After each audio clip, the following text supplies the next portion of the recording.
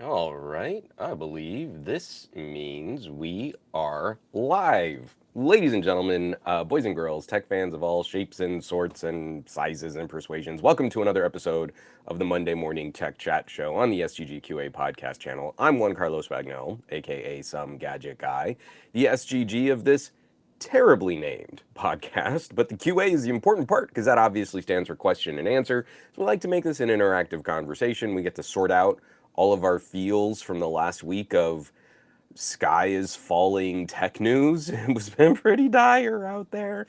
And then also we get to actually sort through our feelings. We have to have an interactive conversation with all of the incredible people that are already in this chat. I'm seeing Pontus P, Jimmy Fire Dragon, Clay, Lamprose Bose, Kapakash, Frank Gallo, Simon Says Hypno, Barry Johnson saying hello world, back to you, JMX Warrior, Delan Bit, Pacoston. We're back with the new batch. So, um, first of all, I hope everybody had a lovely weekend. I'm still on the mend, but I'm feeling a lot better. My voice still sounds weird, and I'll probably miss a few coughs as we go through talking. But I'm getting more active. I actually clocked like 7,000 steps yesterday, which is a pretty big deal for me. We had a lovely little concert in the park, and it was a cover band covering a bunch of Taylor Swift songs, and Lex had a blast. She's really into the Taylor Swift right now. So, hopefully everybody out there was able to spend some time with loved ones, family, friends, just doing something fun. Or maybe you walled into your man cave and just gamed like crazy for 48 hours straight. Hopefully everybody got to sort of unwind and participate the way that they want to. We have a lot of news. This is a news heavy show, and I woke up a little late this morning. I usually set up a backup alarm and completely spaced it. So Marie gets me up like an hour before showtime, and like, oh man, I really slept in.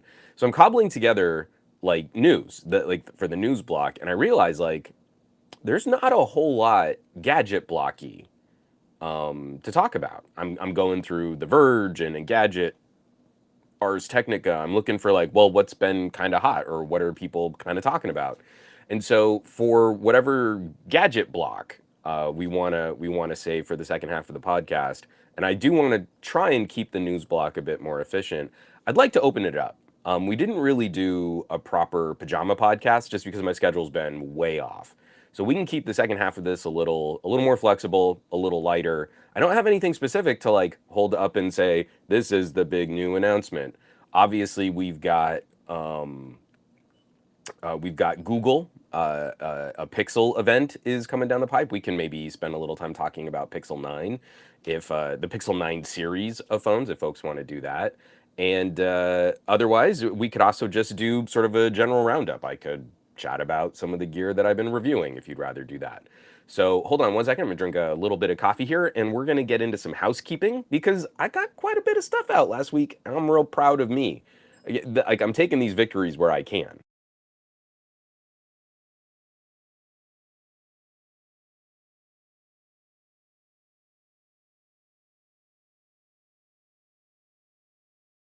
Okay, so, um, yeah, last week was pretty busy, and I'm starting to kind of catch up. Like, I've got this little notepad here because I'm an old man, and just like a list of all the things that I still have to like wrap up videos on. I've shot ahead for a bunch of videos, and I'm still like, how do I edit? I've got to get B-roll, and then there are just going to be some videos where I had more ambitious plans to produce like a nicer video diary or an editorial, and it's probably just going to end up being me talking to camera with minimal editing, saying what's the deal with popsicles or something like that. I don't know. So real quick, just the Patreon stuff. Let me fire that up first. This went live this morning. Just a cute little story. Over the last couple days, I've been doing some audio gear reviewing, and I like to have these little music listening parties with Lex. And so we'll break out two headphones and just kind of listen back and forth. And this time she actually had some insightful critiques comparing the Beyerdynamic DT770 Pro X against the Meze 99 Neos. And for an 8-year-old, I thought she had a critique that was fairly insightful. So that I published early this morning on the Patreon. Then I also had a couple Lego codes to give away. I did the Humble Bundle just to fill in the last couple Lego games that I didn't have. And so I had some duplicates, and this was a public post. Anyone could have dropped a comment on this and tried to get some Lego games. But I do want to point out that the community on my Patreon was really gracious.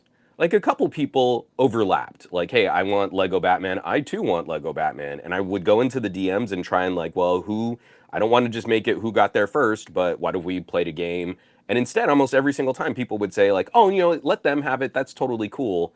And then it was. So I don't do a lot of giveaways, and doing giveaways on Patreon is really problematic because you know when you do a contest and you see that no purchase necessary. So I can't charge people to go to my Patreon and get my content and then put up a contest, because the only way to participate with the contest is to pay me. So there is a transaction that happens before I give something away. That's a big no-no. And Patreon will shut down your page, your account for stuff like that. But opening it up public, obviously the people that are members, either paid members or free members, are going to get a notification. It's more likely that they'll find out about it, but it was public. Anyone who occasionally checks in on my Patreon could grab these Steam codes. So I want to find other ways that we can kind of keep that love going. It's really tricky. Trying to do any kind of giveaway right now is just an utter mess. There aren't good tools to track. YouTube really frowns on you using other third-party applications to try and manage your giveaway. Or if you're asking people to do things to get entries into the giveaway, then it technically becomes a sweepstakes. Like you've got to be up on all of your like contest law, and it's a mess. And at the end of all of that, you end up giving something of value to someone who has like an egg icon as their thumbnail for Twitter, and all they are contest junkies. But to do it legitimately, then you always need to hold fair to what the rules of the giveaway were. So I don't give things away in any kind of public capacity. If we followed the Mr. Beast model of giveaways, like I could just say I'm going to give a whole bunch of stuff away, maybe lie, and then give it to people I know. I could radically increase my subscriber base, but those aren't people that watch my videos or watch my content. That was really snarky, sorry. And then early access on the Patreon, I do have a review out on the Amazfit Balance fitness watch. And without hyperbole, and this isn't clickbaity, where is it? It's on my desk. Oh, okay. So this watch right here, the Amazfit Balance, the big marketing for this watch is, ooh, now it's got AI coaches. You can use the AI to coach your workouts. This watch is so close to pulling me away from Wear OS. So I'm still sporting my TicWatch. I've got my OnePlus watch charging over there. I kind of alternate once a week. Am I going to wear the OnePlus or the TicWatch this week? This was really close. We're so close to those last couple little functional bits that I still rely on for Wear OS. And so that video is early access. It's probably going to go public tomorrow or Wednesday. But a very solid fitness tracker with a good overlap of smartwatch computery kinds of functionality. So I was really excited about that. Getting into all the public stuff that went live, and these things were early access on the Patreon. If you were on the Patreon, you got to see them before anyone else. I have a review out on the ROG Tessin, little fold-up smartphone game controller. Oh, and I got to take a quick pause here. Because my setup is still kind of broken from when I tried to use my laptop, my Stream Deck doesn't light up at all anymore. So I need to figure out what's wrong with my Stream Deck. But one, Control Alt Clay subscribed with Prime. They've been subscribed for 16 months. Clay, thanks so much for supporting the channel and supporting the stream and production on this. You get the terrible fanfare of glory. And again, I appreciate everybody out there, especially folks that are like sharing on social media. That's a biggie. Nudging algorithms is an effort you can make to help support your channels. But again, if you've got other things like you can subscribe on Twitch or you can chip a buck and join the Patreon for a little bit, then that goes directly, it goes a long way to helping to keep the lights on here in the Gadget Lab. Thank you, Clay. I really appreciate that. All right, so, dang, I couldn't catch that cough. ROG Tessin, really, really, really solid option, and the back paddles are gorgeous. Then I got out my longer term review on the Odyssey Maxwell. Again, kind of a gaming theme last week, which I didn't do intentionally, but the Maxwell have been out for a little while, but in such low numbers that not a lot of reviewers have gone hands-on with them. And I am such a fanboy for planar magnetic drivers. If you don't know what that means, totally okay. The technology that goes into the ear cup on a pair of expensive headphones, different kinds of drivers. And Odyssey's flavor of that has really appealed to me. So this is expensive for a gaming headset, but it's actually rather affordable for a nice broadcast style planar magnetic headset. So you've got some funny overlap where maybe you're taking lots of Zoom calls, maybe you're doing more podcasty and shows and things like that. And then also if you want to use it for gaming, I guess it can do some gaming too. But I love the sound on Odyssey gear. I have to put that bias or that preference up front. Like I've got a lot of Odyssey gear. The entire video was recorded on the headset mic for the Odyssey. Totally clean, totally dry. I didn't do any sweetening. The only thing I did was just nudge up my recording levels because I recorded a little lean, and I did it wirelessly. So there's a low latency wireless dongle, and I plugged that into my Surface laptop while I was talking to my camera. I mean, it's a really solid headset. Then I just did a quick little short talking about bypassing the Android lock screen when you use Face Unlock. This is a nice little tutorial. Just, I hate it when I look at my Face Unlock device and then it just sort of blinks at me until I swipe the screen. Because if I wanted to own something stupid like an iPhone, I would just go and buy an iPhone. But I love when I open a Windows laptop and it immediately sees my face and then just lets me use Windows. And I think Android should be more like that. I am not picking up my phone to just look at notifications on a lock screen. I invest in things like smartwatches and fitness trackers so that I can avoid picking up my phone until I really need to pick up my phone. So I want, when I pick up a device, when I pick up a smartphone, I am picking it up with a purpose to do something. And I'm not looking for a distraction. I'm already way too distracted. And then this was another article that was early access on the Patreon. Pixel Watch 2 versus OnePlus Watch 2 versus TicWatch Enduro long-term comparison, the other Wear OS smart watches. And of course, one of the first comments I got on this was, "Oh, so you don't consider Garmin's smartwatches, huh?" And you're like, it's in the title, man. Is Garmin a Wear OS watch? Because if Garmin is making Wear OS watches, I would absolutely jump on a Garmin. But it's like you can't do anything in like tech or commentary or reviewing, comparing, anything like that without someone going, "But you didn't spoon feed me the thing I already own." Bias. So I muted that person. I didn't even respond to them. It's fun. It's frustrating. Let me take a sip of coffee here.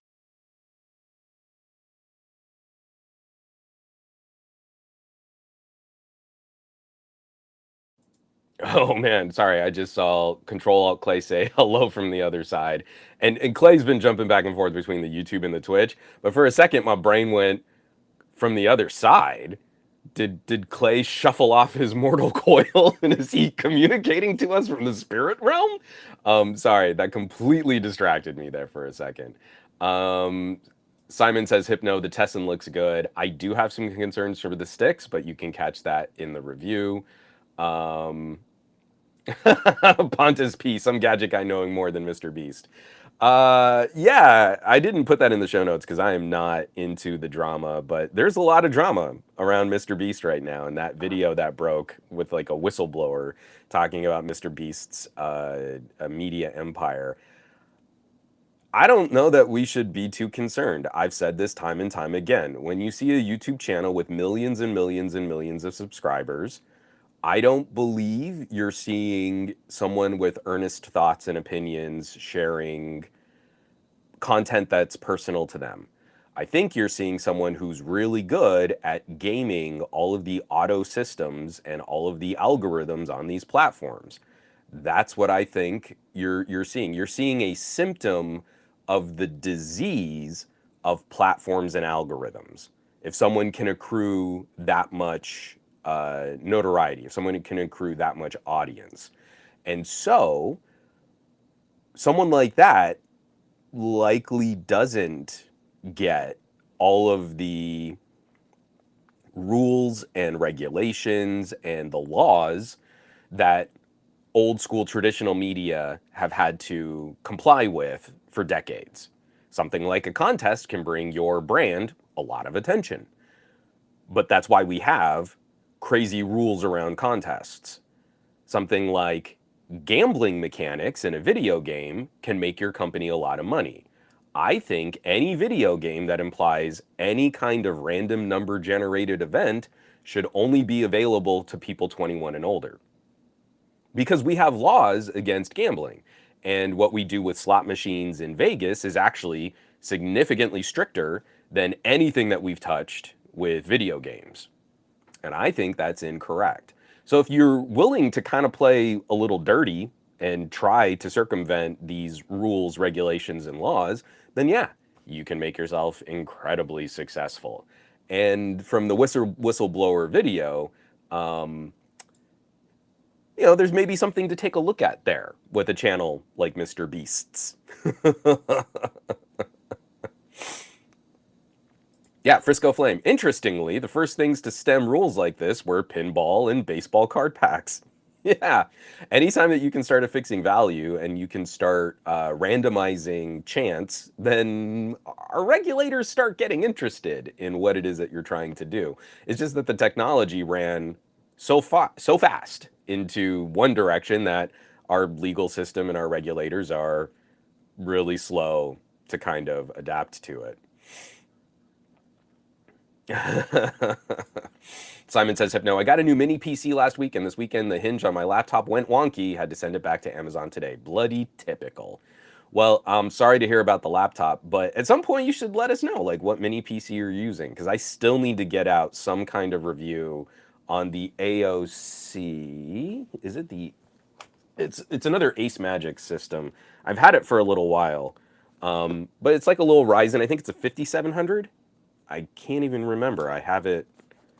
I started benchmarking it, but then I started. I got three all at the same time. So I got the Geekom Intel, I got the Geekom AMD, and I got this Ace Magic all at the same time. The thing that really slows me down on these mini PC reviews now is going through and scanning the drive to see if there's any kind of malware before I set up Windows, and then still I end up nuking the Windows pre-installed so that I can more safely or more confidently use it on my home network. Simon says something. He got the B-Link. Nice. B-Link Sir 8. So much quieter than the Ace PC WizBox G. What's so funny to me? When I first started messing with Nooks, I was like, oh, this is, it's loud because it's got a little fan in there, so that fan is high pitched, but this is pretty cool. And then I got a couple Geekoms and they're like, hey, these are actually quieter. They're quieter than the Nook. That's really cool. And then I got that Ace PC, the WizBox, and it's got a dual fan on it, but it's got two really little fans. So it's actually, even though it's got two individual fans and it's got a lot of case size, it's actually louder than the single fan little 4x4 mini PCs. And the one thing I will say for this Ace Magic is it's a little bit bigger, a little chunkier. The case is really plasticky, but that fan is surprisingly quiet. So one slightly larger fan is definitely doing a better job. And I think acoustically, it's also just a slightly lower pitch. Simon says, it's an absolute joy. I love it. And Barry Johnson is eating a falafel sandwich. And I'm also quite jealous of that. Although I did make up a humongous batch, just a bomb batch of chicken salad. So I'm going to shove a ridiculous quantity of chicken, mayonnaise, and mustard into my face as soon as this podcast is over. Sorry, not sorry for the mental image of me not being discreet with a giant bucket of chicken salad. We've got to take a quick pause before we move on to actual news. Recan over on Prime, subscribed for 12 months, currently on a 1-month streak. Recan, thank you so much for supporting the stream and supporting the channel. You also get a terrible acapella. I really appreciate it. Thank you so much. And we're gonna keep this stream rolling. We're gonna keep this podcast a-flowing. And why don't we jump in? Everything that we're going to talk about, so everything that we just shared in housekeeping, all of the stuff that I put out over the last week. Frisco Flame, do you put grapes in the chicken salad? No, I don't. Do people put grapes in chicken salad? I mean, I've seen like craisins, you know, like dried cranberries and stuff. I don't do fruit. If you so I make a very minimal chicken salad. It's chicken, mayonnaise, mustard, a little lemon juice. I mean, I throw in some like basil and oregano and stuff like that. But then I just do celery and bell pepper. So I keep it crunchy. And then if you want to add other things, because my wife doesn't really like walnuts, I kind of like walnuts. So I'll dice up some walnuts and just kind of mix it in whenever I make a chicken salad sandwich. I don't hate craisins, but I don't do grapes. So, Frisco Flame. I knew someone who did back in Texas. They would have the grapes and then put them in there. I don't do grapes. That's not my thing. And one more shout out, fanfare of glory to McCorcoran, also subscribed to Prime, subscribed for 35 months. McCorcoran, next month is gonna be our 3-year anniversary, dude. 3 years. I don't even know what the gift is for 3 years. Maybe it's like paper or wood or something like that. That's amazing. Thank you so much. And I really do appreciate that. All right. Yes, we're going to move on. We've got a lot of news to chew through. And sorry, I lost my patter. What is my patter? Oh, everything that we're going to talk about, the housekeeping, all of our show notes, everything is going to be on this week's blog post on somegadgetguy.com. Whole list of all the links. I really, really want people to click on these links and give those sites traffic. Now, sometimes I'm having to cite from sources that are kind of stupid, like a CNBC. Excuse me. I totally appreciate if you don't want to go to a CNBC, but right now we are in an era of AI on the internet where all of these sites, and especially the sites that are doing like good investigative journalism, like in Ars Technica, they are getting wrecked for traffic. They are getting destroyed. Someone searches for something on Google or Bing, and an AI will just copy paste the content from their website with little alteration. This is not commentary and critique. This is not fair use. They just pull that information and serve it to you on the search results page. And then they give like a little annotation. Oh, if you want to know more, you can click on this tiny, almost invisible little number at the end of this sentence, and that'll take you to the source that we cited this from. But it's not a citation, it's just lifting content. It's just stealing. That's what AI basically is doing for the public-facing solutions that we're burning energy and water through data centers to do. It's just theft.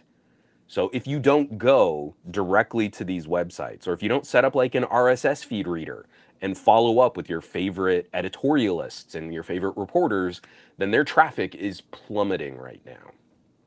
So when I put up these articles, you'll notice I really try not to read too much of each article. I'm not trying to supplant your experience reading their work. I'm trying to comment on it, and I'm trying to provide just enough context that you can participate in that conversation. But I really, really, really, really, really want people to look at those articles, look them up, and then find that thread. Again, at Ars Technica, if John Brodkin puts out something, I'm a big fan of his writing specifically. I subscribe to his stuff individually. Like, that's what I want people to do. Find those authors and find that talent that really vibe with you. And then make sure that you're consuming their content. It's the only way we win against the machines. You thought it was going to be John Connor destroying a time machine. And no, it's literally just, are you reading these articles directly and sharing them on social media? Now, I don't know about you, but I would prefer to win against the AI by consuming the content that I really care about and not having to face nuclear Armageddon. But I'm just saying, if you don't read your favorite author's work, then what you're voting for is nuclear Armageddon. And that's fine if that's what you want. If you think you're going to be one of the chosen few who survive nuclear winter, great, good on you. I would highly recommend you watch the movie Threads. It was a television movie from I think the BBC in the early 80s, maybe, and it is one of the most horrific depictions of post-nuclear war you will ever see. And just the immediate aftermath of nuclear war. And again, super low budget and on television cameras makes it even scarier. It's a haunting and chilling depiction of what that'll look like. It's not even like the cool, sexy, dystopian, futuristic Mad Max Terminator vision of the future. No, this is like, I hope I would die in the initial blast, because everything that you see after the nuclear bombs drop is the worst you could ever imagine. Happy Monday. Hold on, let me drink some coffee. I'm not on my normal flow for this podcast.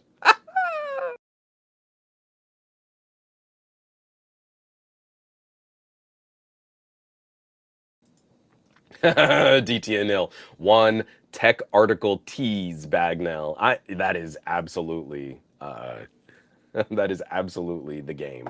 Oh, DT, I can barely survive regular winter, let alone AI nuclear winter. Al Savakli, from raisins and walnuts to the threat of nuclear Armageddon, all in the span of 3 minutes. We do it all here on the SGGQA podcast. Let me get into some news. We have to start with a little politics. I know this makes some people cranky. But if we don't show where the money in politics is going, and we don't show when tech gets involved in politics, then we're setting ourselves up for failure. This is coming by way of the International Business Times, and this is just a story we need to keep an eye on. This is written up by Marvi Basilian, and I'm sorry, Marvi, I've probably mispronounced your name. Elon Musk PAC under investigation for potential violation of Michigan laws. A super PAC, quote, created by tech titan Elon Musk. Hold on, I just got to jump in here. How adorable is it that we're starting to put quotes around things that Elon Musk has made, right? Because he really hasn't made anything. He's a rich, pampered, spoiled brat who takes his money and throws it at projects and then makes himself the figurehead of those projects. And then that kind of makes the company, but he didn't really make the company, if you know what I mean. So we're now even starting to do that with his floundering here. So he made a political action committee to support Donald Trump in the run for presidency. He made it.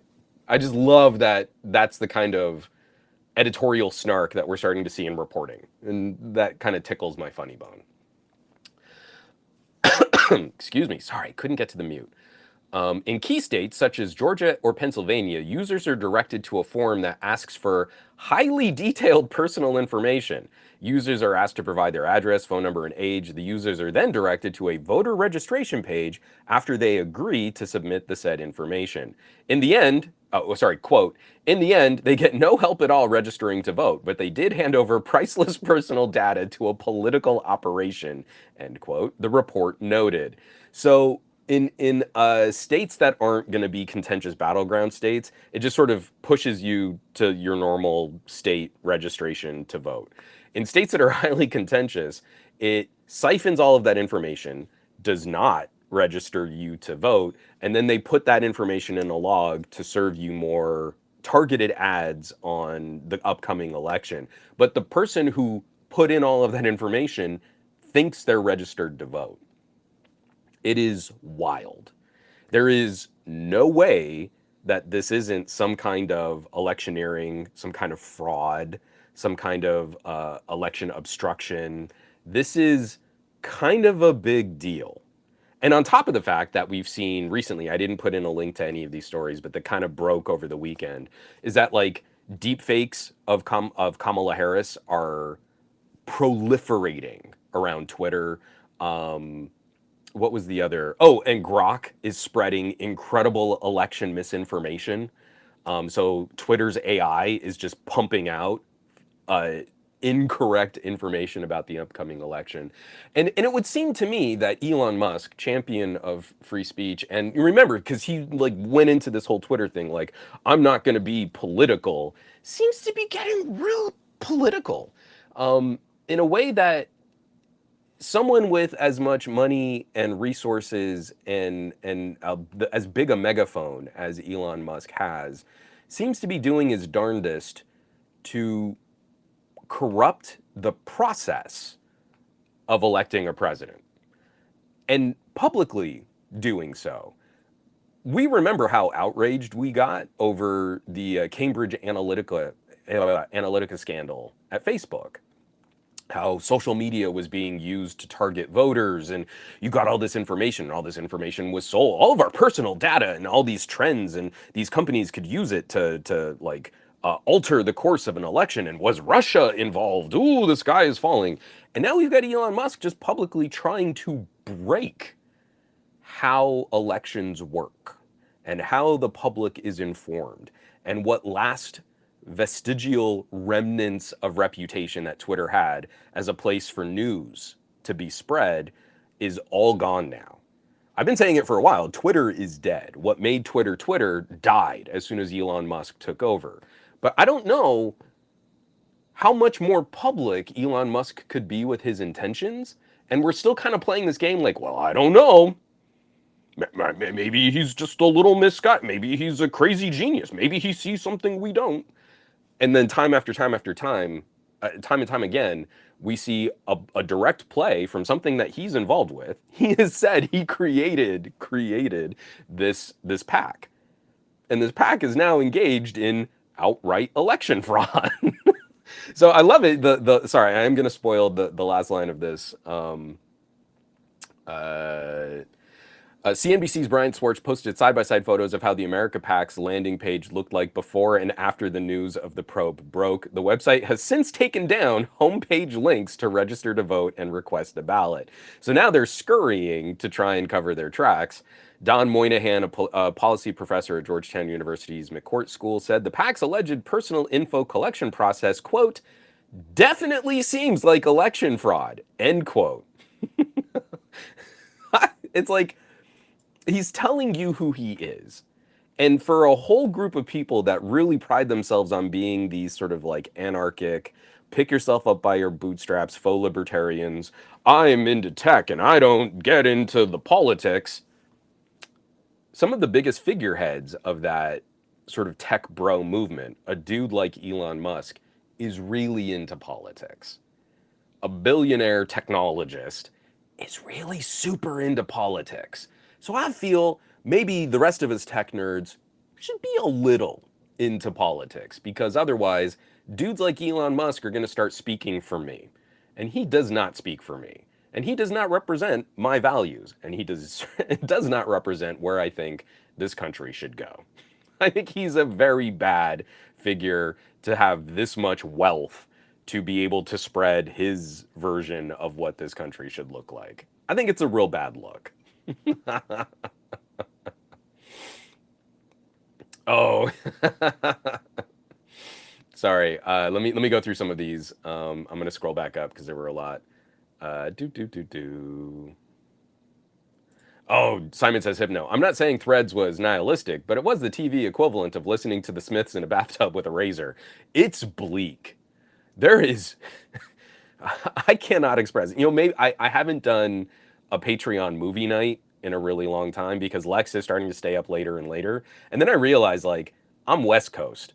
So even in the United States, if I wait for Lex to go to bed, then I'm starting a movie at like 12:30 East Coast time. But I really feel like Threads should be on the list.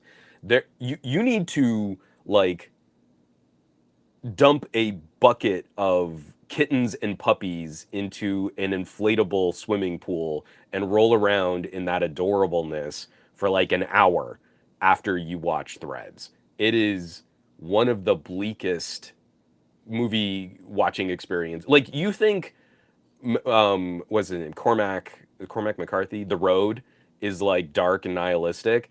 You ain't seen nothing till you seen Threads. It's so bleak. Aditya Anil, Elon Musk made an absolute mess of Twitter all by himself. KMK0. I thought hiding under a desk would be good enough. Yep. Hold on, let me get there. Barry Johnson. Yep, it takes your data. It should be illegal. And this is a major point when we start looking at advocacy groups. Again, talking the politics. Look at AI, and we're trying to fight it on things like copyright. But you can only really fight copyright if you've got a massive bankroll. So if someone steals your stuff and you're Disney, you can enforce your copyright. But if someone steals your stuff and you're an artist on DeviantArt, you don't have the money to pay for lawyers to fight the copyright.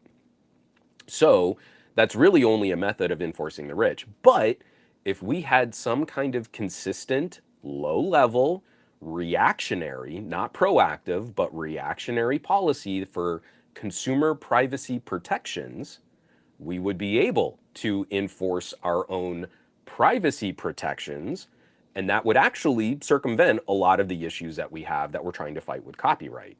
So when someone just takes your data and lumps it into something like this and promises you something that they aren't going to deliver, like registering you to vote, if we had more stringent consumer privacy protections like they're trying to build in the EU, we would be able to go after stuff like this directly and not sit here and pretend like it needs, I don't know, this looks pretty sketchy to me. I think we need to investigate what might be happening with this PAC.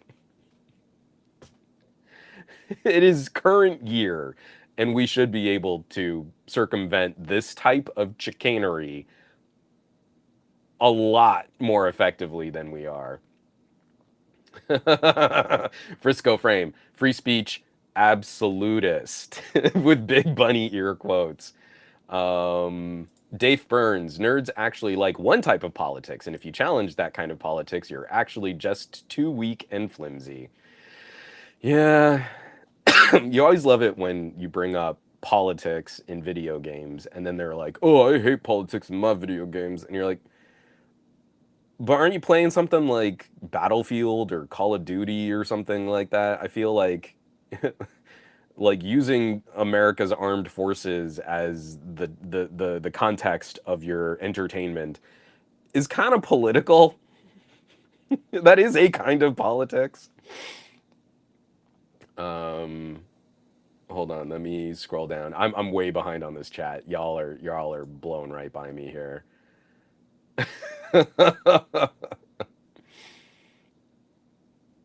Oh, Frisco Flame. I personally enjoy Blue Sky, but that the audience on there is all my linguists and other PhDs.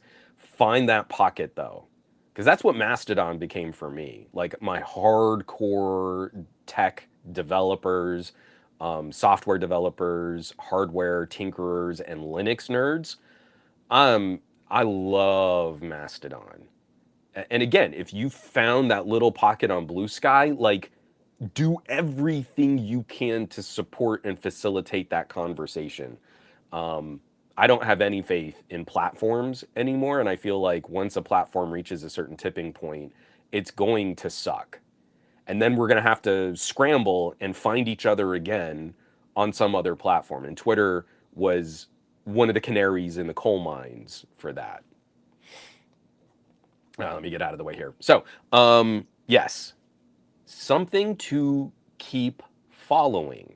We should see how an organization that is set up specifically to funnel money from donors into marketing, advertising, and dirty tricks to support one candidate over another in our upcoming presidential election should be monitored, especially when that site is misrepresenting itself as some way of an individual registering to vote.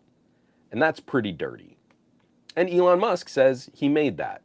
And I'd believe him. Let's believe him when he says, I made a site that is contributing to eroding the confidence in our political process and is now just siphoning up personal data and is fraud. I made fraud, is what Elon Musk is telling us. And I think we should believe him. Speaking of, now I don't have a good segue for this, and I'm sorry because if you're watching the video on this, you're about to get hit with an image of former President Trump, and there's nothing I can do about that. I'm sorry. I'm not going to spend a lot of time on this one. I just thought it was funny because Bitcoin price tanks hours after Trump floats using it as a U.S. reserve asset. This is coming by way of Newsweek, written up by Aliyah Shoaib. I have to read these quotes here. Bitcoin prices plummeted after former President Donald Trump suggested that the cryptocurrency could be used to pay off the country's $35 trillion national debt. While speaking to Fox Business on Friday, Trump said, "Who knows? Maybe we'll pay off our $35 trillion, hand them a little crypto check, right? We'll hand them a little Bitcoin and wipe out our $35 trillion."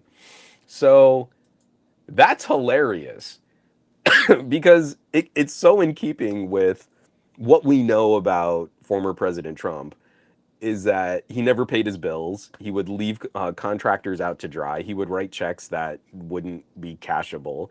And that's like his policy, his fiscal policy for the entire country is, I don't know what Bitcoin is and I don't know how crypto works. So you just write them a crypto check and you say it's worth 35 trillion. And that's how you pay off the national debt. And while Bitcoin has been on this steady rise over the last couple months, it wiped out a significant amount of the cryptocurrency's value in a matter of hours. So what had been building, because again, I want to point out, we've been seeing so many billionaires jumping into this conversation to say, oh, the American dollar, it's prime for a fall. We could be looking at another depression. The confidence in American currency at an all-time low, coming from the people who have the most of this currency, by the way. And we're seeing sort of in international politics how people are trying to get, euros into petro and like it's complicated stuff. But all of these billionaires have been kind of boosting the value of Bitcoin. And again, I think we should believe them if they're talking about the American dollar collapsing. It seems like they're trying to encourage that collapse while they're talking about Bitcoin being the thing that they'll move their wealth into. Again, like everyone seemed to watch the first season of Mr. Robot and think, yeah, that's me. I'll be the one that weathers this financial collapse and I'll have all the crypto and then everyone will have to do business with me. So with the popularity and the nudging up of this price, and I think the price is overly inflated for what Bitcoin actually represents, when it collapsed to something like near 20,000, I was like, okay, that actually kind of makes sense, especially given the incredible amount of electricity that cryptocurrencies consume. But it only took one interview and one statement from Donald Trump to erode, excuse me, to erode a lot of that sort of effort that had been placed in increasing the value and the perception of Bitcoin ahead of the complete and total collapse of the American dollar. So, it's totally not a scam. An underregulated electronic currency that isn't backed by anything other than the amount of electricity consumed by armies of data centers and GPUs is totally worth something because someone says it is. and Donald Trump just completely nuked. I guess that's going to be the theme of this week's episode is nuclear holocaust. Donald Trump just nuked that increase in value. So that's pretty good. I'm good with that. I really hate it when we keep seeing time and time and time again people who have a vested interest in one thing being taken seriously, besmirching another thing that would then give their thing more value, right? So you got Winklevi and even like oh, what's his name from Shark Tank has been out there talking about, I don't know about the American dollar, guys. This is pretty rough. And you're like, no, nah, I don't buy it. I feel like someone really trying to pump up Bitcoin. That to me seems like a rug pull. Like I'm really trying to lift the price of this. Then maybe I can sell out of it, and then I'll still be a billionaire in American currency. But we're all real concerned about the collapse of the American dollar. Nah, no. That's clown shoes. Oh, JGJ, thank you. It was Mark Cuban. Mark Cuban was also on this beat talking about his concerns for the dollar and looking at cryptocurrencies as a way to sort of transition or move into the next phase of the economy. And Cuban is one of those like he's one of the good billionaires, but it's still like, nah. I think you've got too much invested in this to be offering unbiased advice. Now, obviously, anything that we're talking about in this podcast, I am not knowledgeable enough for you to be basing investments off of this stuff. But I would like to point out when it comes to tech trends, I keep being right about the dumb stuff. And I don't have the ability to do like a 2 hour long video diary documentary with like clever projector images on my face and stuff. It's just something I've been talking about for a really long time. And I'm so tired of being right. I don't want to be right. I want this stuff to be cool and I want to use it. But then this stuff keeps coming back up in increasingly absurd investor bait schemes and scams. And the only thing I can draw is we're woefully underdue significantly more regulatory attention to these kinds of markets. Simon says hypno. Exactly. Can we clone CoffeeZilla to go after the pump and dumpers? It makes me so mad because, like, I think excuse me, I wasn't at reviews. It might have been Slit Deals. Now I can't even remember. We put out a video. I think it might have been Slick Deals.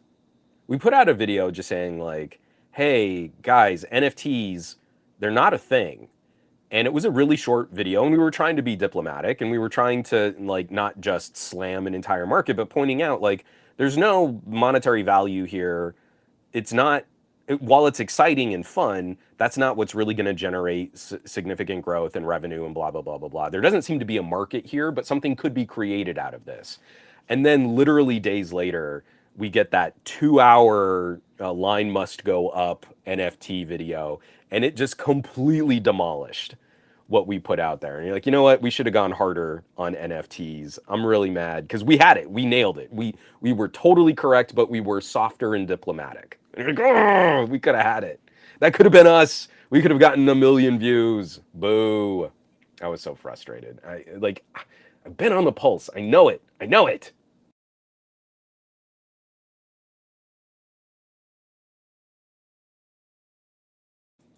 Okay.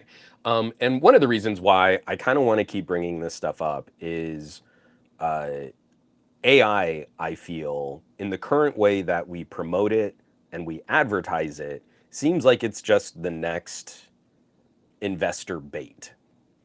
I don't know that it's genuinely going to be the same kind of rug pull, like almost outright scam that NFTs were. But AI in this current consumer facing model that we're advertising is not a business model. We have no business model. A couple weeks back, we talked about how OpenAI is not only not covering their costs, they're significantly in the hole. They're bringing in like $3 billion in revenue for something like 7 billion in expenses, and that they could be going bankrupt. But we're still trying to promote this idea of the AI in a very limited scope, because it's basically what we're talking about are language learning models, not the science and the advancement and the research to bring other types of AI and machine learning processes to consumers. We're trying to convince people that there's a business model in setting up hundreds of billions of dollars in data centers and moving hundreds of billions of dollars of components and machinery and electronics and computing power that's going to suck up incredible amounts of electricity. Google and Microsoft are way off their climate targets. Their carbon output is skyrocketing instead of bringing this in. So we're cooking the planet faster with this increased use of data centers. We're consuming incredible amounts of water. And I got into it with someone on Threads after Google I/O because they tried to greenwash it. Oh, look, we're using this closed loop water cooling in our data centers to make them more efficient. And they're trying to make it sound like the water in a data center just loops. But it doesn't. It loops on the server, and then to cool all of the stuff, all the heat that's coming off every rack, you're just consuming incredible amounts of potable water. And you're doing it in a way where it probably can't go back into the natural ecosystem effectively. Like, you're just dumping kind of polluted water when you're done with it. And so instead of building more data centers in the United States, we're trying to find other countries that will appreciate the investment in their local economy, and they're willing to bend their environmental rules and their carbon rules and their water rules and shore up their electricity generation, which in a lot of those countries will probably be polluting electricity. There's no subscription model for AI that makes a company money on this. And I've been saying this for a really long time, but I haven't been able to make a really witty, snarky 2 hour long documentary about it, right? I've just been bringing it up in individual videos, in individual gadget reviews. Oh, this thing says it's all about the AI. Well, let me say, I'm not bullish on AI. It's not something that can make money on top of the costs. And then all of these companies get the benefit of wrecking the environment, privatizing the profits, and then not being responsible for cleaning up their mess. It's yet another business model that puts all of the pressure on consumers and governments to fix their issues at enormous costs. As we go through yet another one of the hottest summers on record ever, it was triple digits yesterday, and we're not even into the hot season here in Southern California, but it was 102 degrees peak yesterday at noon. I'm having to turn the AC up to like 83, 84 because it can't run all day every day. It's like really bad for an air conditioner to not turn off occasionally. So all of this is to say that the next article that we're taking a look at, AI is a terrible marketing plug. When people see AI on products, it makes them less likely to buy those products. This is coming from The Byte, written up by Victor Tangerman. Study finds consumers are actively turned off by products that use AI. Now, this is just a survey. There were 1,000 respondents, but overwhelmingly, AI makes someone significantly less likely to trust that product. I want you to read the article, and I want you to look through the links and maybe actually catch the actual study. When you look at the study, they're not written up difficult to read. Like, it's easy to read through that. Excuse me. I don't want to be right. I want cool Star Trek, like personal aware kinds of technology. I look at something like Microsoft Recall and I really want that. But I want it in a way that's secure and personal and locked down and something that I can control, not something that's kind of open and siphons off all of my information and then profits on my user data without me being a part of that conversation, without me being a part of that discussion. This current flavor of AI is not a real business model. And look at how many stories and articles and videos, like who is it? The Friday Checkout just did a video, I think, about, oh, we're all real concerned about the increasing costs for AI. I don't know. I feel like that's what I was saying a while back. And people keep rushing to tell me that I don't know what I'm talking about, or I must not understand AI, or that's not how AI works. And yet, every single time I bring up one of these issues that I have with language learning models on massive data centers, ripping off content from creators, supplanting interactions with websites, destroying that economic relationship that we have where I put out content and you consume the content and we both get a benefit out of that.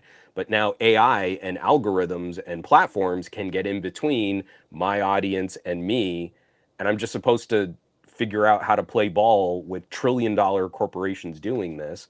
And while Apple is breaking the rules and Google is like, well, I don't know, robots.txt can't stop AI crawlers, there's no business model here. Investors are excited because they see billions of dollars moving around between humongous companies with humongous valuations. Investors are excited because they see Nvidia stock dancing around like crazy and that they know billions of dollars of Nvidia hardware is moving around. They're excited because they see giant centers being built that house all of these electronics, and that means lots of money is moving around. Investors are excited because they see lots of money moving around. But then at the end of this, what's the business? You're telling me if I pay like $5 a month to Google to get Gemini Pro, I don't even remember what it's called, search tools in my browser, that's going to eventually beat the investment costs on data centers? If every single person in the United States, man, woman, and child, paid $5 a month individually, what would that be? Roughly $1.6 billion a month. And Google is pouring billions of dollars a year into these data centers and building more of them. I don't see what is that? So Google would have to spend less than $30 billion a year on all of their massive data center operations if literally every single person in the United States had some kind of Gemini Pro Plus account, and the numbers on that don't make any sense at all. How does someone go in there and invest in that and say, yes, eventually the potential is going to be there for literally every single person on the planet to be hammering this style of machine learning, language learning model, and be willing to pay a small amount every month to have access to that tool for it to overcome the expenses and generate a profit? Even in the short term, this is the stupidest kind of investing I think I've ever seen. It's starting to look even dumber than NFTs. And it's actually setting back research and the scientific process significantly because now every single AI company has put up walls. Their AI is proprietary and they're not sharing between all these other companies. There's no exploration, there's no collaboration. Everything's getting locked down because, well, now we've got to start generating profits. Now we've got to start generating more money because we've poured so much money into data centers and research. Now we got to start showing that this is a business. And it's not. So I guarantee you what you're going to see over the next year is incredible pressure from all the tech bros to start landing government contracts. And we talked about this last week on the podcast too. You're going to see incredible lobbying efforts to get machine learning tools entrenched in the government, in military, in healthcare, in education, so that taxpayer dollars are being funneled directly into these companies. And that's the only way these rugged, individualistic, tech bro, I don't care about the politics kinds of people are going to keep AI afloat, is if they squeeze taxpayers directly through the government for every dime they can get their hands on. That's the business model.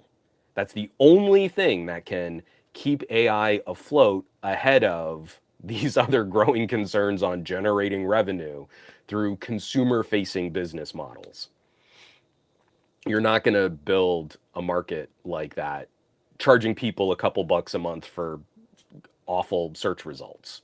You're not going to build a business model where substantially more people are going to sign on to like Adobe tools because they're using a ton of AI and ripping off the art from their artists to train their AI. Google, excuse me, Apple's Apple Intelligence is already pretty underwhelming as a suite of machine learning tools. It's basically just like the next phase of things that we've already been doing on our Android phones for years now, because machine learning really isn't that exciting. It's cool, and there are some really cool things that are going to happen because of this. And I've said, I'm really excited to see things like better file compression, because when you unpack a large model, you want to be able to squish it into a smaller space for storage. Like, the ability to work with that kind of stuff is going to be really exciting. And we've seen already some incredible advances in file compression, which will eventually help other services too, like video streaming and game streaming. When you can squeeze down higher quality video and playback, a video game streaming service needs less bandwidth to operate. That's some cool stuff that could come from AI. That is not the business model. So, I'm real disappointed. Again, The Byte has like a very short, brief write up on this, but it's well linked, and there are other stories just to kind of read through. But time and time and time again, we keep pitching AI, and people keep telling me I just don't get it, or I don't know what I'm talking about, or something, like I'm biased. I love that you're like, you're biased. And it's literally like YOURBIAS. And you're like, well, what is my bias? But I'm not impressed. And I'm not very bullish on data center AI. Local machine learning tools, those are going to be cool. Big data center AI I think it's a rug pull. I think they're going to try and boost up the valuation of a bunch of companies. A few people are going to get incredibly rich, and I think investors are going to get taken for another ride. But I am not qualified to give investment advice. So please don't listen to me. Move around your portfolio a whole bunch and then see like, oh, Nvidia stock just skyrocketed. I'm not the guy for that. But I will say Nvidia stock has been very chaotic lately, and even Warren Buffett pulled half his stake out of Apple. If the billionaires are circling the wagons and getting defensive about tech stocks, I think maybe we should pay attention to that too. Let me drink some coffee.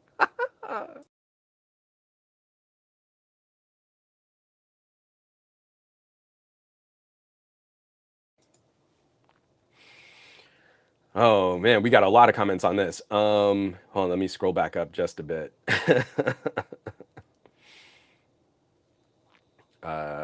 Scrolling down. Oh, that's another one about Elon, but it was a very good point. Sorry, Simon. I'm trying not to backtrack too much. David Burns. Are you saying that crypto is sound currency backed by literally nothing but pollution? Yeah, that's what I'm saying. It's pretty gross. Malik, so basically turning physical money into volatile digital currency so that they can turn your account to zero. Yeah, kinda. And then they maintain their stake and their control in wealth, but through transitioning that wealth into another platform. Frisco Flame. I'm sure some tech bro watched In Time and is actively trying to figure out how to make that a workable model. I need to rewatch that movie. I have not seen that movie in a really long time. But I love movies that like this is a dystopian future with some fantasy element on how world track your life or something. Let me scroll down here. Oh, Malik, the FTX situation made me put an electron microscope on cryptocurrency. And again, the only reason why we had so much scrutiny over that situation was because rich people were affected by it. Think of all of the NFTs and cryptocurrency rug pulls and scams and schemes that just hurt regular people. But once we started talking about hundreds of millions and billions of dollars of rich people money, now we got to pay attention to it. Now there might be a problem with crypto. And that's how you know that none of this has ever been an earnest solution to the problems that these systems and platforms are trying to address. Yeah, Dave Burns, I have not seen consumer use cases.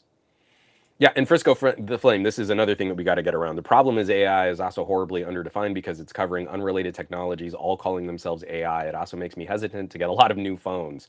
Absolutely spot on, because I want to point out what is a local on-device machine learning tool is way more exciting than what is a cloud data center content manipulation tool. And what we can do on device with a little MPU is way more exciting, has always been way more exciting to me.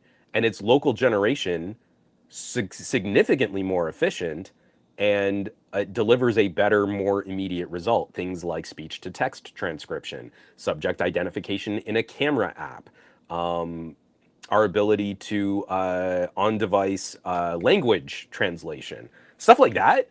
Amazing.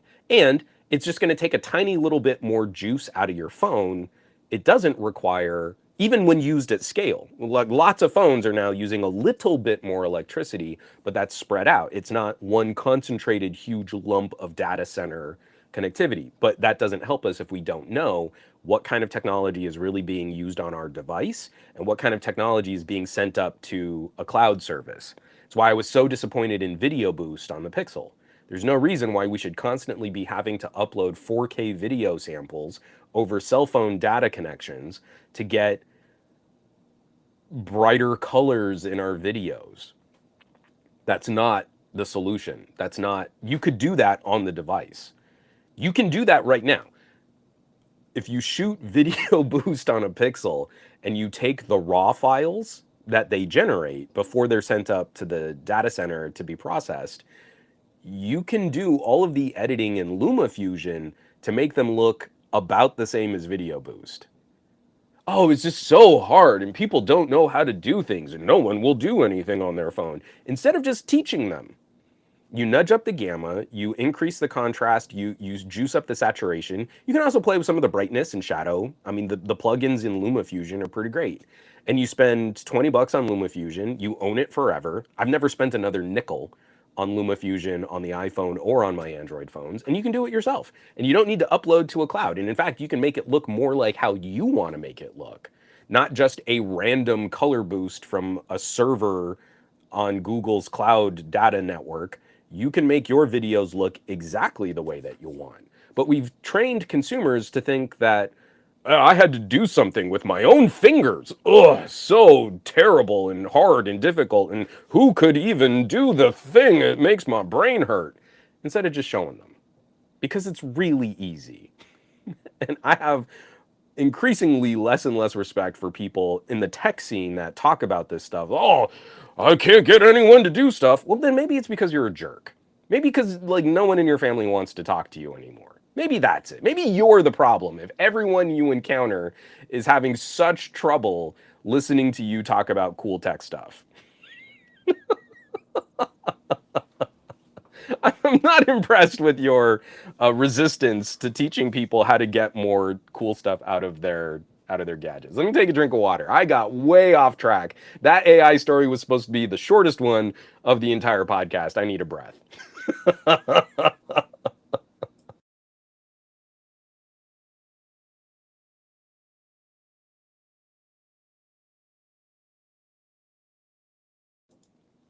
So, we have to take a quick pause here.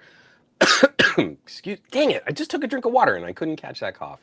One Mr. Monsieur Genial subscribed with Prime. I believe this is our first subscription from Monsieur. Thank you very much for supporting the production on this podcast, supporting this stream, this live stream that we're in right now, and I really appreciate that, as I appreciate everybody that is able to support their favorite content creators, share and contribute to these conversations and discussions. It means the world to me because it's like the last little bastion of sanity as I look out at a crazy tech landscape, screaming about what I see going on all around me and wondering why more people aren't outraged. So, thank you. I really do appreciate it. Um, okay, I still have like a bunch of stories here. I'm sorry, folks. Like, I didn't really have a proper gadget block planned. Um, I knew this was going to be a news heavy podcast, but this is a really news heavy podcast. Oh, Monsieur, put your money where your mouth is. Well, no, I really do appreciate that. That's amazing, and the support is very much appreciated. So, I'm very long-winded, and I'm gonna try to move through these and just kind of maybe get to like the last 20 minutes or half hour if we just want to open this up to a more casual conversation, pajama podcast style. But Intel had a proper bad week last week. And again, in investment news, I am not qualified to offer investment advice, but this is coming up by Jordan Novet or Nove, I don't know, over on CNBC. Intel to cut 15% of the workforce, reports quarterly guidance miss. Intel has just been getting hammered lately on all fronts. I do not understand the tech PC bros that talk about like high-end desktop, PC gaming, building PCs, and with all of the issues that the premium chips, the 13th and 14th generation Intel chips have been having, how Intel is now scrambling to offer extended warranties on chips that are failing at an alarming rate, how their laptops have not been competitive in a long time, and how manufacturers still are reluctant to build similar systems with AMD chips. While I've got my new Surface Laptop 7 over here, and it's genuinely the best Windows laptop I've ever used. Not ever owned, not ever reviewed, just ever used. It's sleek and it's incredibly powerful and it gets ridiculous battery life and it scratches all of those itches that I've been jealous of the MacBook for so long that we still entertain this conversation like, well, but wait for Lunar Lake. We keep telling nerds to wait for Intel to figure their stuff out. When AMD started hitting really hard with Ryzen, well, Intel's eventually going to figure. You just wait and see. Like Meteor Lake, that'll be the thing, and they'll figure out power and they'll figure out performance. Intel's a ginormous company; they're going to get it. They've got all the resources, and then that never happened. I mean, like I'm using 13th, 14th gen. I've been using Core Ultras, so the Core Ultra 7.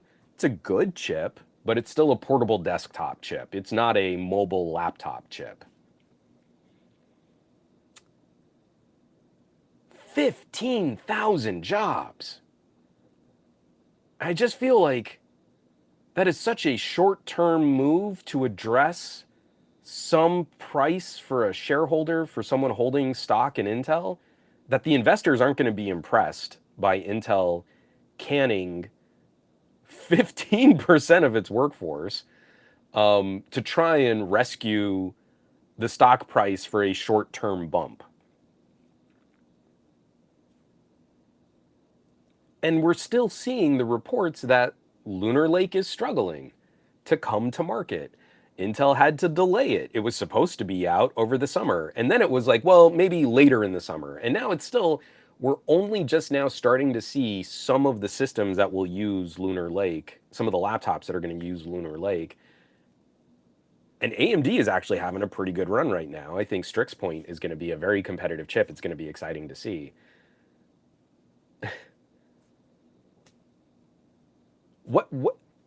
What changes?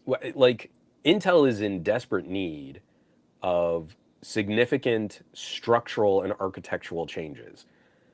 They're definitely getting hammered on their foundry business because to make their chips more competitive, they're also going to be way more expensive because Intel is also going to be turning to TSMC to make their chips. Intel's own foundry isn't going to be making Lunar Lake. TSMC will be making Lunar Lake. They're getting a lot of money from the federal government in this CHIPS Act to make their foundry more competitive. And they're taking that money and they are trying to improve their foundries, but they're also turning immediately to their competitor to make better chips. This is a failure on all fronts. Every single direction from which Intel is facing competition right now, they're just getting beat. And it's not pretty. I cannot tell you how nice it is to use a laptop that is not powered by an Intel chip. I also really like the AMD systems that I've used recently too, but there just is not the same kind of variety with AMD systems as we had with Intel systems. And for Qualcomm tech being so new, we've got a Surface Pro, we've got a Surface laptop, we've got a couple other players like Lenovo and Dell and HP taking this seriously. And just as we get back to school, we're going to see all of the second tier companies like the Acers start putting out even lower cost systems ahead of the competition that we're going to see from MediaTek probably coming out with a PC chip too. So I don't know, like, how drastic of an event do we need to see happen before Intel shareholders and Intel leadership finally change what the issues are? I'm not qualified to comment directly on the structural hierarchy of an organization as large as Intel, but they have not been getting it done.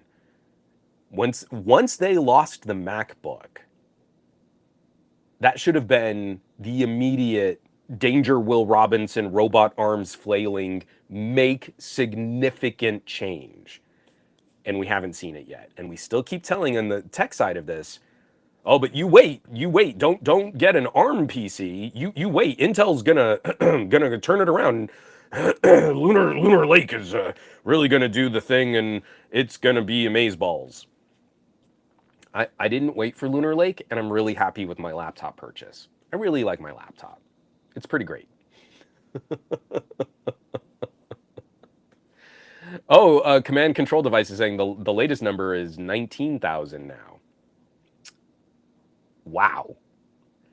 I guess if you just keep cutting jobs, you'll eventually bottom out whatever losses happened, because you're not spending money on 19,000 people. So I guess the company saved money that they weren't making. Dave Burns, but Juan, the GPU on the X Elite is just okay. Yeah, it's pretty bad. Oh, Clay, and Premiere Pro is now available on ARM. Did Adobe finally flip the switch on that? How stupid of Adobe to be so far behind. Because, again, I've just been pointing more and more people over to DaVinci Resolve, and just try it for free, guys. Same thing. I also, like last week, we were talking about Affinity. And even one of the parents of a friend of my daughter's, and I was like, oh yeah, and you can try Affinity for like 6 months for free. And they're like, oh cool, yeah, I'll try that out. And then I get a text from them that night. Oh my God, I really like Affinity. And you're like, you know what? It doesn't take much to chip away at the supposed market dominance of like a piece of software. Obviously, major like graphic design firms and video editing, post-production facilities, they're not gonna just flip their Adobe investment. Too many people are collaborating on too many projects. Totally get it. But you can keep eroding at all of the other users out there. The nanosecond that someone says like, yeah, I kind of just wanted to put a little family video together. Just stitch a couple clips together. DaVinci Resolve, totally free. Oh, but I mean like free and blah, blah, blah, and watermark. No. Totally free. No limitations, no watermark.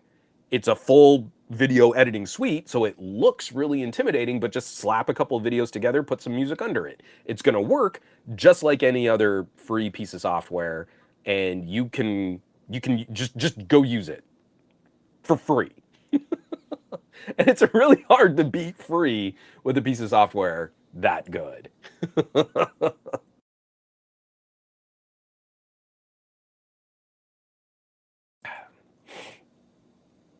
Dave Burns, if we had better financial regulations, say from like the New Deal era, Intel would be forced to make infrastructural investments instead of losing profits to taxes. Oh, Dave. How funny that you bring up things that worked in the past. Oh, you silly nerd. Whew. From Ken X, Moore's Law just did a podcast about Intel's evaluations and its employee size. They basically are the quarter larger than they were in 2014 and making the same income in 2014. Are you saying they were a quarter the size that they were in 2014? I don't know. Oh, see what you're saying. While AMD almost doubled since 2014, but quadrupled the profits. Oh, wow. Ken X, Intel sounds like a vampire company like Ford. I'm gonna have to catch that podcast. I like Moore's Law, but I just kind of tune in occasionally, and I didn't catch that episode. Oh, that's pretty bad. Because I know AMD had like outpaced Intel for a fiscal quarter in revenue or something like that. But I didn't realize that we were talking about consistent corporate, sort of corporate valuation, consistent revenue and profit successes. Words are failing me here. I didn't realize that the situation was like that consistently bad for Intel lately. Man, that's rough. Okay, because one of the reasons why I wanted to bring this up was in terms of losing jobs and cutting things and killing companies. It is just kind of sad to see yet another in the game industry.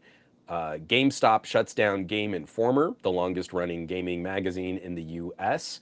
This is written up by Ethan Gotch at Kotaku. And hold on one second.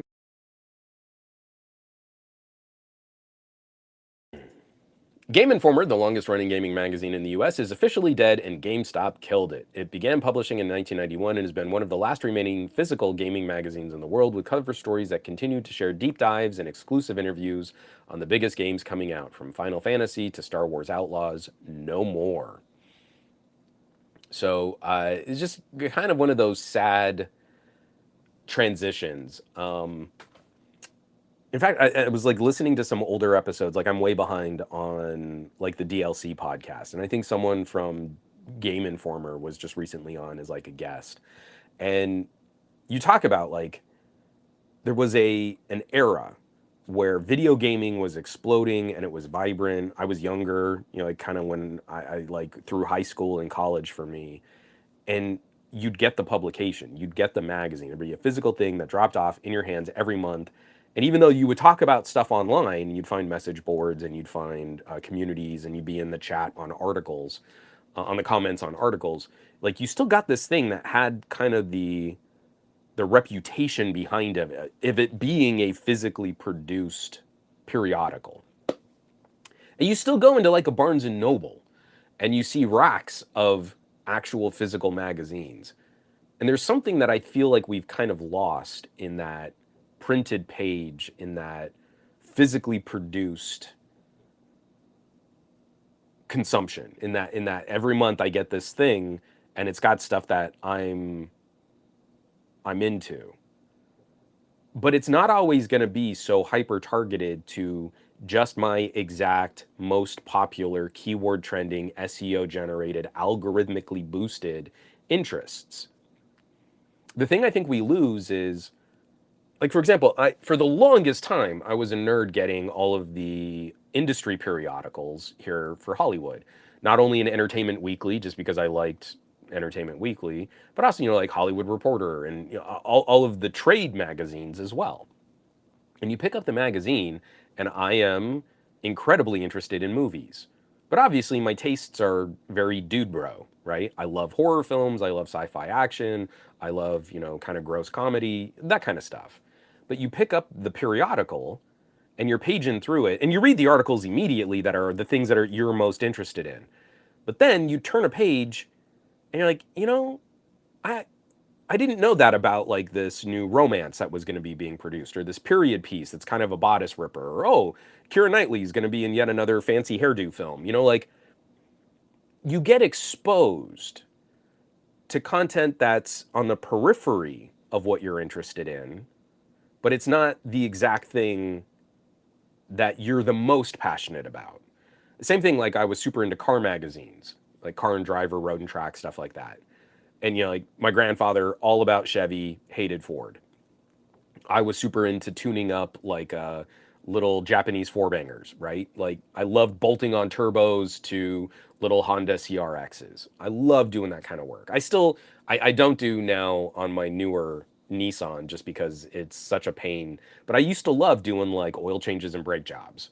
It was like a weekend zen project for me. I'd just be under the car, taking parts and pieces off, cleaning things out, getting the rotors turned, putting that all back together. It's like a fun puzzle, kind of a mechanical puzzle. And then at the end of that, my car works better. I loved doing stuff like that. But I'd get like a road and track, and you're like, I'm not super interested in Porsche, but here's an article and here's a road review on Porsche, and I would read it, and it's like it's more fulfilling for the entire hobby. And I feel like we've kind of lost that in the algorithmic presentation of data on websites. If you're a Samsung Knight, you can exist solely in platforms just feeding you Samsung, and you never have to confront anything else. If you're an iPhone fan and you're into the technology, you can fill weeks of content just consuming Apple and just having people tell you how clever you are for liking Apple. And it strokes your ego, and you never ever have to see something else that's still in the periphery of your tech fandom, but would help present other information that kind of enhances your understanding of the broader tech scene. No, no, no, no. If I just want people to tell me that Tim Cook is the greatest, then I'm super smart for liking Apple, I can just live there. And then you get on threads.net and you realize like that is the kind of echo chamber all of these social media companies are making. And then you read hilarious editorials about AI seems to be getting really expensive. Am I right, guys? Which isn't news. But then you can see how AI is just sucking up all of this information and spoon feeding exactly just that one focused bit back to the person interacting with it. It's it's pretty rough. This one hit me harder than I thought it was going to, just because like the gaming industry has just been hammered over the last 2 years. Layoffs after layoffs after layoffs, and it even comes into, hold on one second.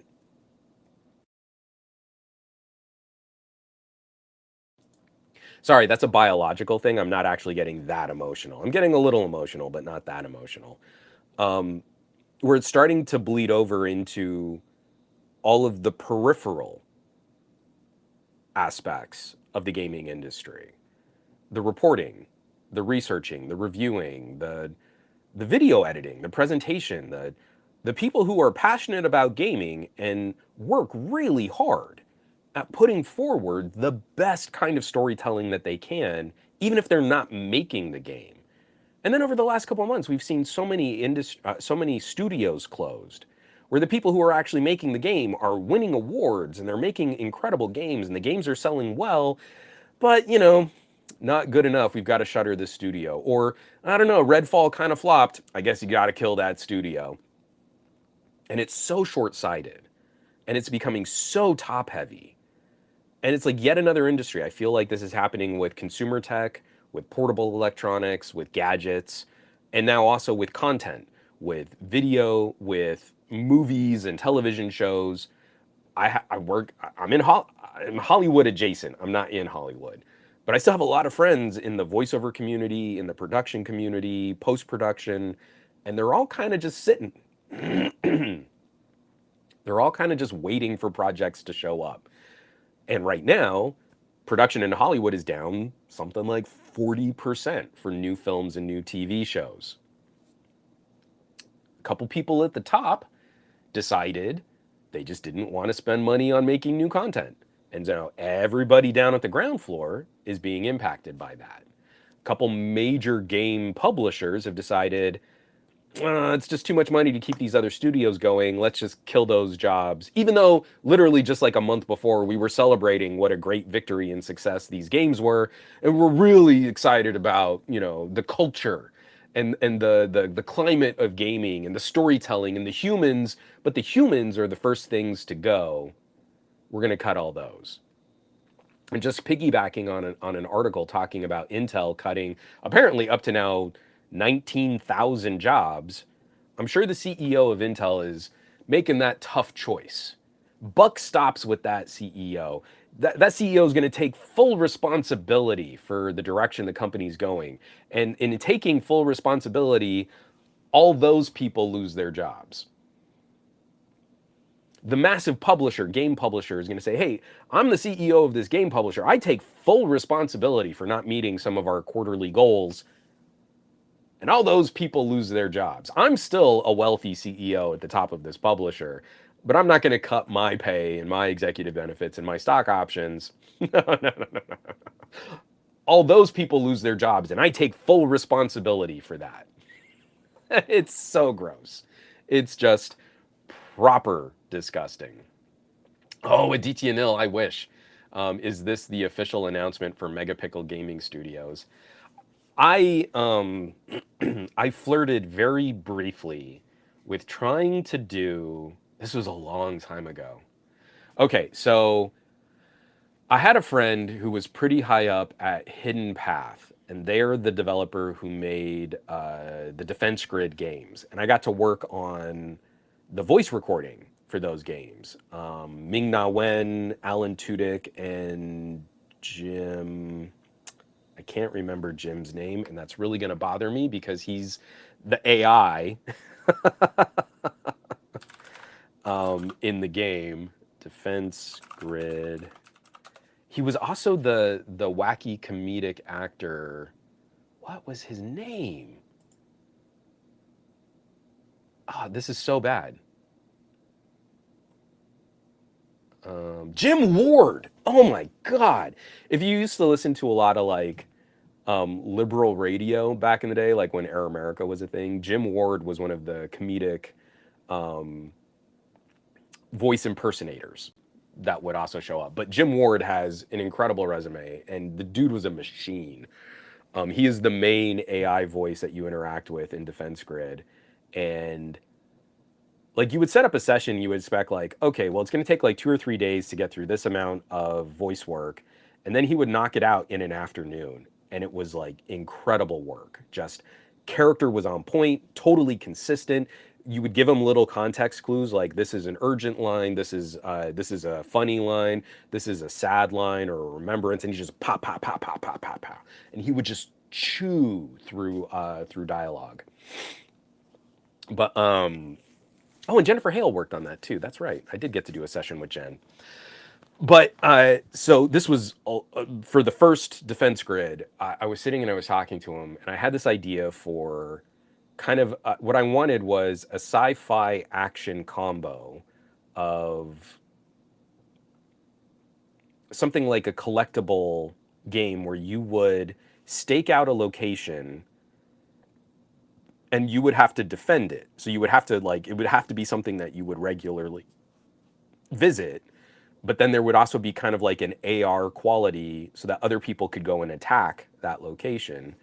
And I was trying to like combine different ideas. Like I really love geocaching and I really like corny sci-fi, and you could hold up a phone camera and take a picture of your location, and then you could see if someone else attacked that location, your photo would be used as the destruction photo. Oh, I blew up your base, ha ha ha. And your base was like a Krispy Kreme donuts that you like to go to every day. So then you would have to revisit that location and rebuild. And this was before, oh, what was that AR game that came out before Pokemon Go? Same developers that did Pokemon Go.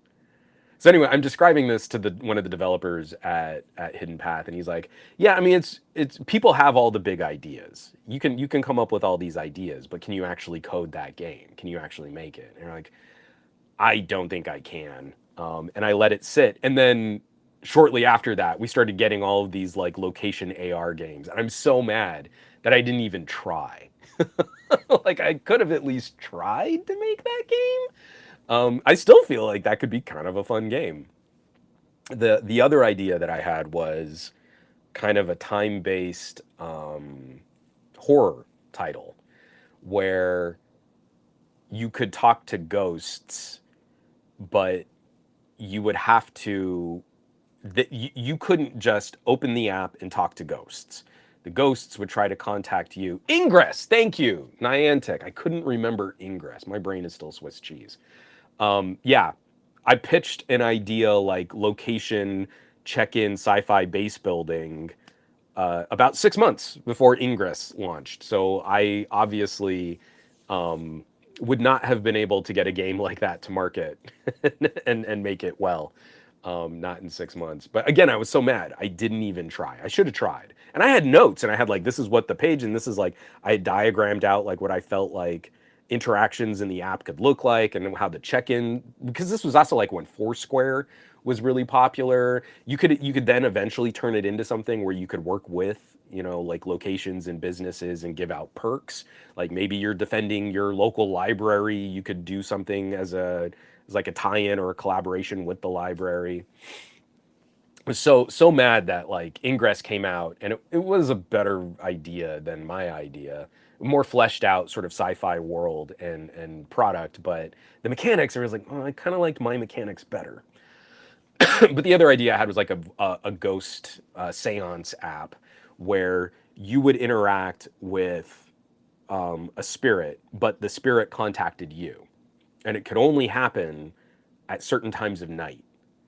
And then the story would unfold. It wasn't as much a game as it was like a visual novel kind of a thing.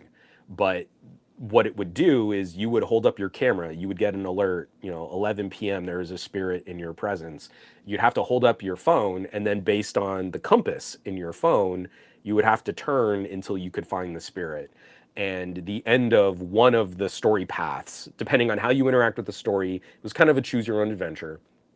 The end of one of them was you're about to save this little girl ghost spirit, but she says that there's something behind you. And then the alert comes up that there's another spirit in your presence, and you have to turn around. And that you could only interact with these spirits in darkness. It could only be at certain times of night. It was like I really wanted to make something that was like, again, really, really interactive and kind of augmenty reality-y, but was more of a story based than just action. Oh, there are spiders crawling out of the walls, like HoloLens style. Again, I wrote up all the notes and I wrote like a good chunk of a script for that. Like, I want to say like back in the Galaxy S4 era of smartphones, because at the time I didn't have anything to say like, oh well, we can like location track, or it can do AR with the walls in your house. It was literally based on the tech of the time. Like, now phones have a compass built in, so as long as I can move this around, eventually you can tell the compass coordinates at 27 degrees, that's where the ghost's going to be, and then it'll pop up as like a part of the camera app.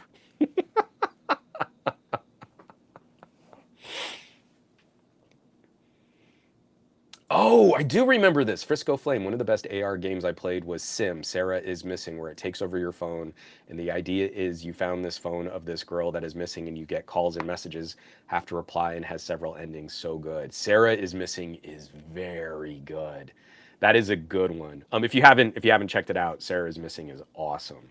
I had an idea kind of like that. Well, there was another one too.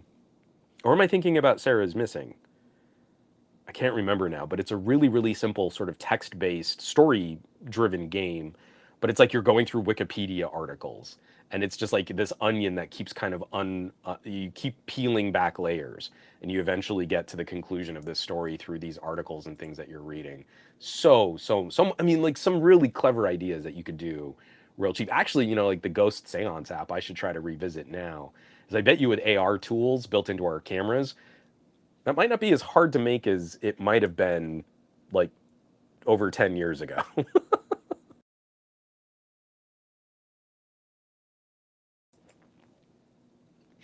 So, believe it or not, I still had other stories to talk about. We're getting down into the last 20 minutes here. So, I just want to bring up 2 points.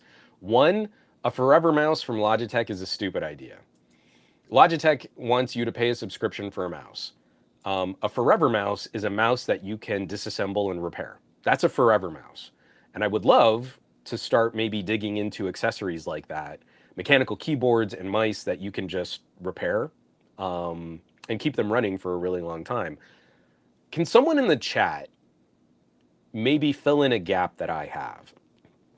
I'm using a decent little Cooler Master for my mouse, and it's one of those like triple, like it can work on Bluetooth, it can work over USB, or it can work over a proprietary low latency dongle.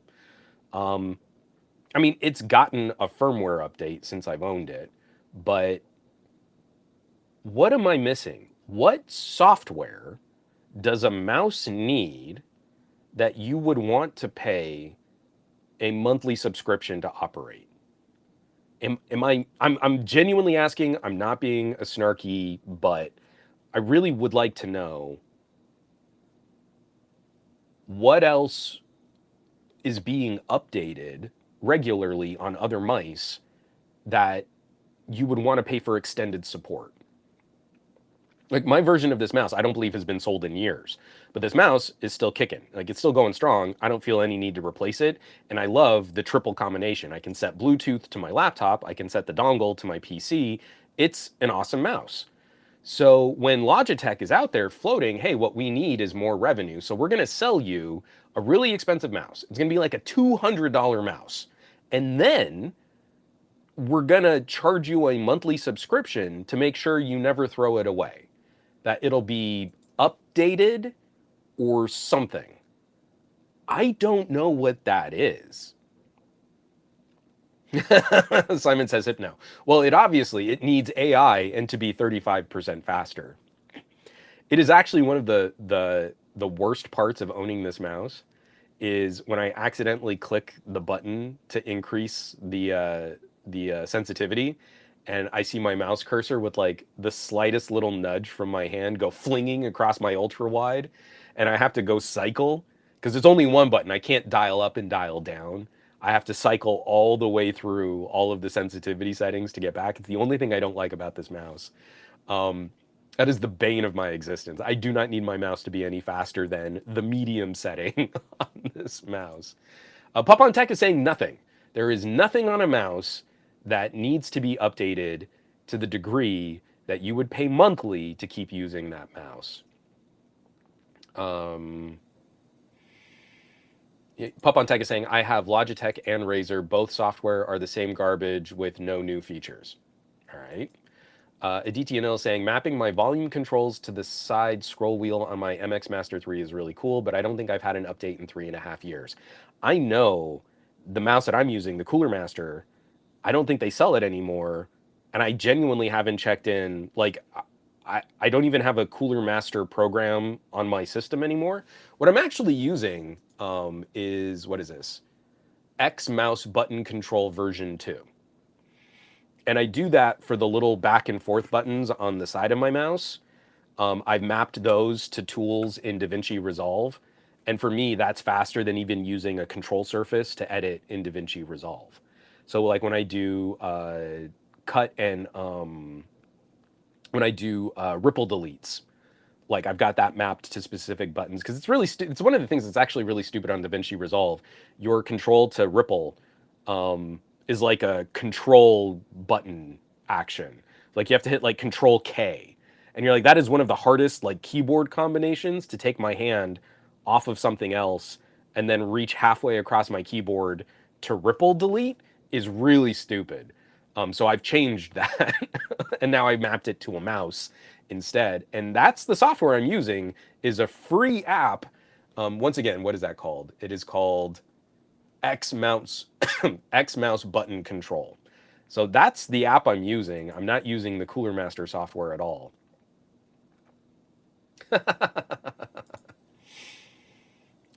Simon says, no, Logitech can't even align their 3 unifying receivers. Pacostin, Logitech can go take a hike. We want acceleration off by default. Because let me tell you, like, as much as I hate the high speed mode on this Cooler Master, there is no accelerating change.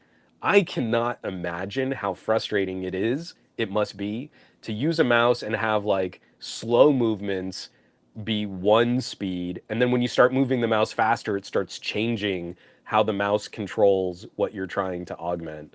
That is such a dumb idea, especially for people who really game. Like to me, that is like if you were constantly changing the steering response on a car. BMW, I think, tried to do that for a while, where oh, as the faster you go, the smaller these movements. But it seems to me like you're trying to play competitive, like a competitive first-person shooter. Having mouse acceleration would be the worst in making your movements less accurate. The other article that I wanted to share. Hold on, let me drink a little bit more water and I can keep my voice running just a little bit longer here.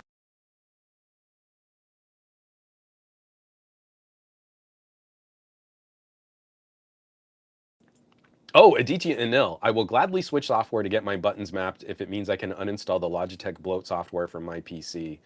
Um, Try X Control. I'm not sure how it works with different mice, but it's great on my Cooler Master.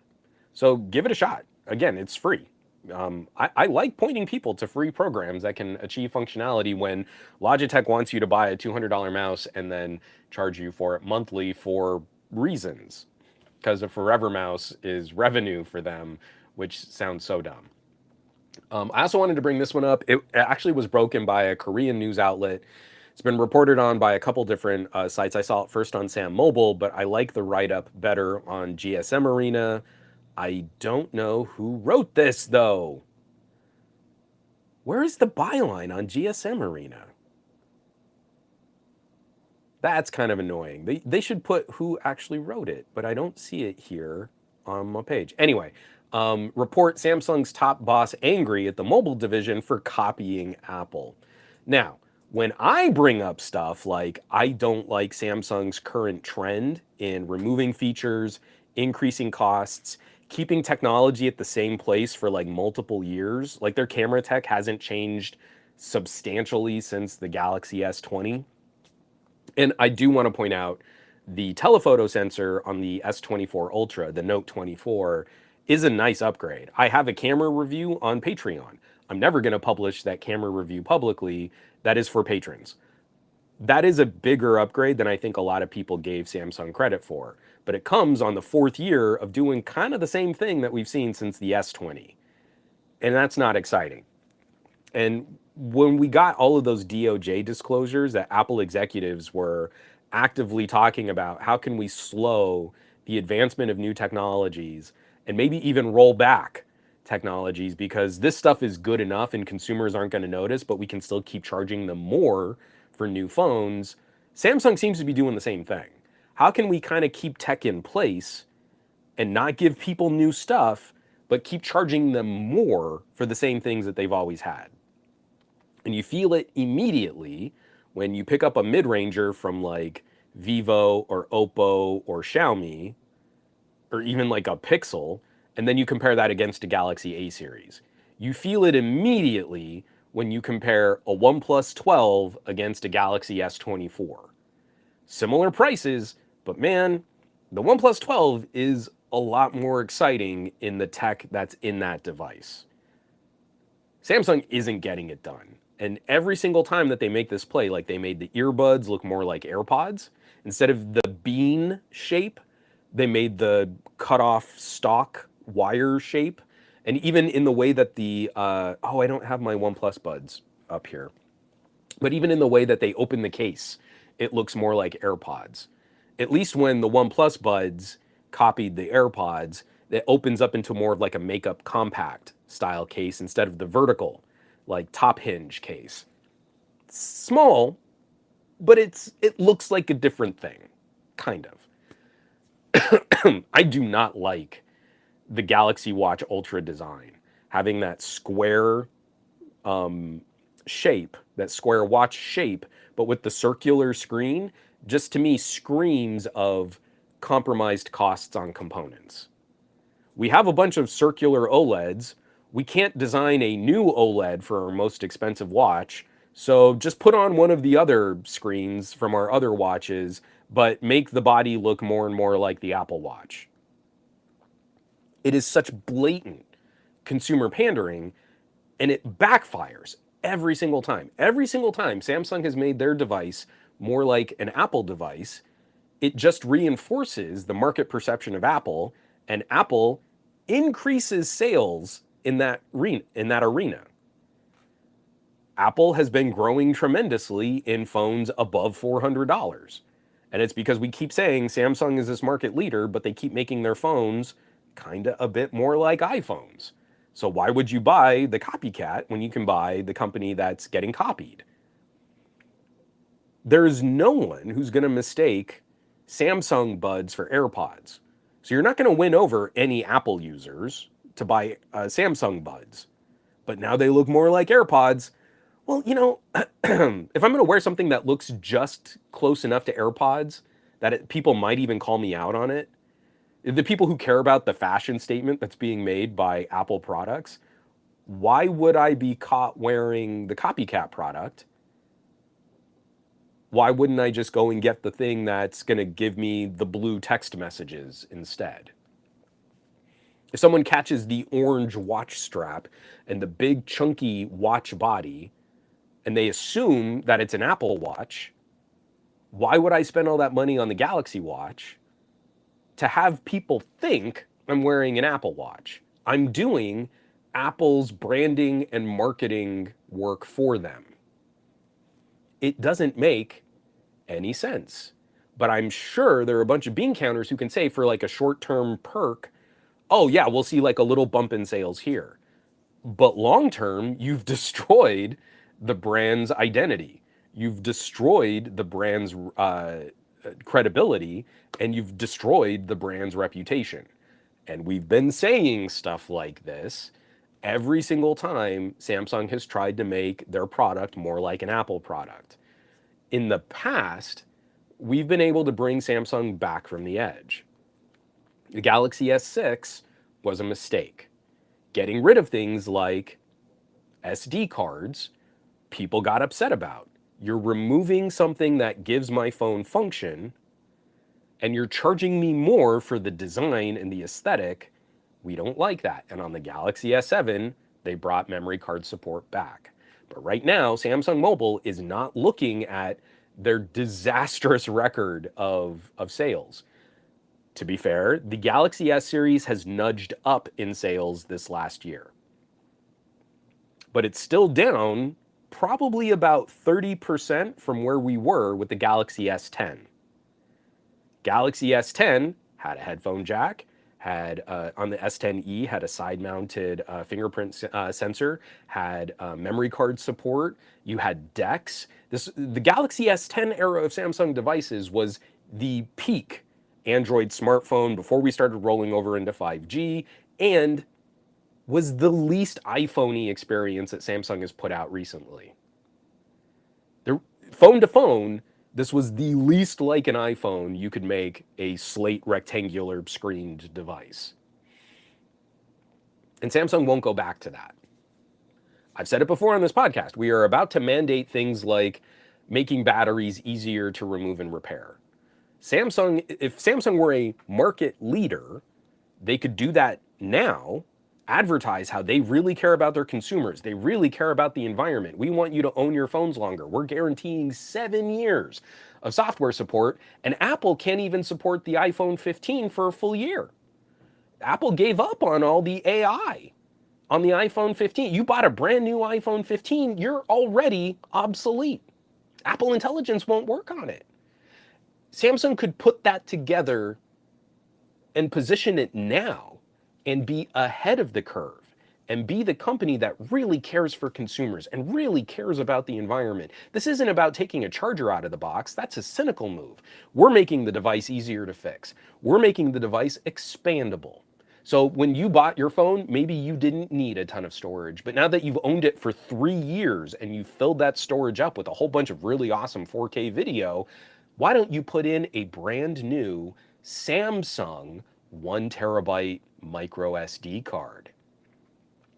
You can keep that device running a little longer. Why don't you take it to a Samsung service center? One of these approved centers, you can even find them in your Best Buy. And they're gonna take one screw out of your phone, slide out that battery, give you a brand new battery, and now you're running full speed again. It's like you've got a brand new phone in the phone that you already set up for your needs. But instead, we're watching Samsung just slow play everything, go super conservative, not expand any new features or tech or capabilities. Same cameras, kind of the same screens. Maybe they get a little brighter in a way that's almost impossible to notice for a burst of brightness when you're outside. And and people seem to be shocked that Apple is crushing them in more carrier-driven markets, like in Japan. And also on their home turf, Apple is making significant strides in premium expensive phones where Samsung is still sliding. And when they do nudge up, the S series is selling better this year than it has in the past. They're trying to attribute that to things like AI. People must be buying new Galaxy phones because we put in the AI features. And no, 3 years ago was the S21. And 2 years ago was the S22. And the S21 and the S22 are some of the worst phones that Samsung has ever made. Samsung avoided the terrible fallout from chips like the Snapdragon 810, the chip that boot looped almost everything that it was put into. LG devices, Motorola devices, Huawei devices, everything suffered. I've got a BlackBerry Priv with a Snapdragon 808. And when you plug in the Priv, it still drains its battery faster than it can recharge because that chip ran so hot and so inefficiently. If anything is on the screen, the Priv cannot charge above its own use. That's how terrible that chip was. But Samsung avoided that because they didn't use the Snapdragon 808. But right now, you've got a lot of Samsung users who are on 2 and 3 year old phones. The S24 is a better phone than the S21 or S22 just because of the Qualcomm chip made by TSMC. So yeah, I would imagine that there is probably a backlog of 3 year old phone owners that are finally at that point they've got to flip their phone, right? Average phone ownership is closing in on over 2 years. We're starting to try and push into 3 years. Consumers are trying to push into 3 years of phone ownership.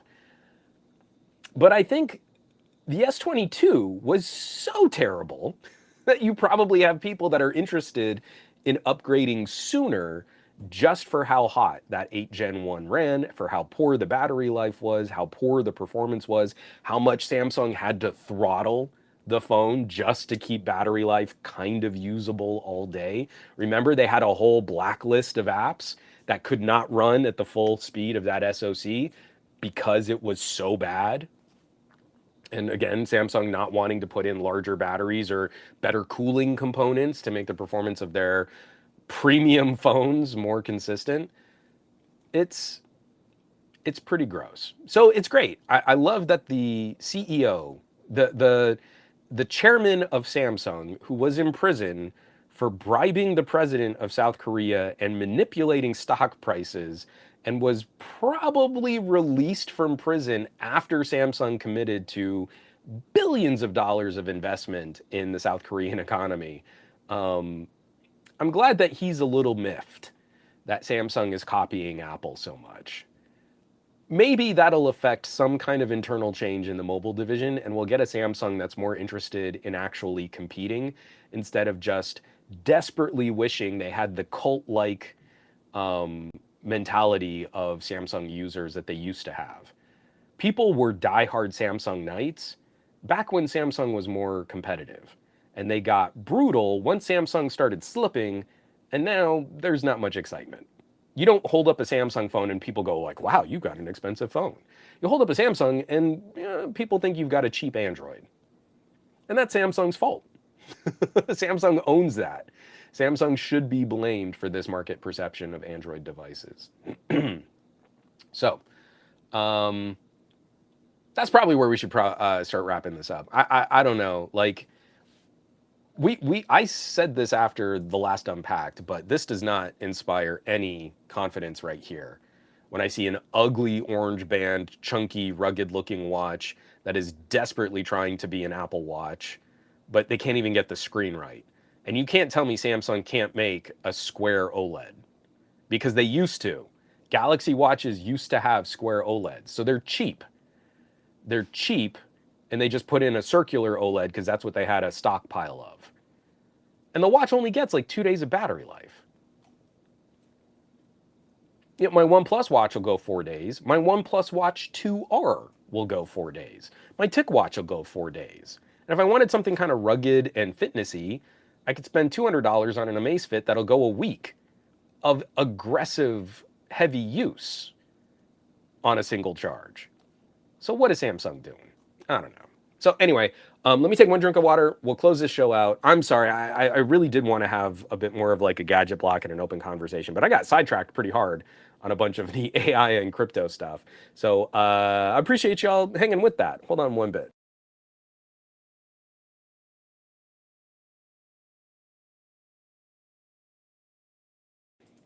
From Pacoston, I've grabbed a Solar Psycho. I've literally forgotten how convenient a regular analog watch actually is.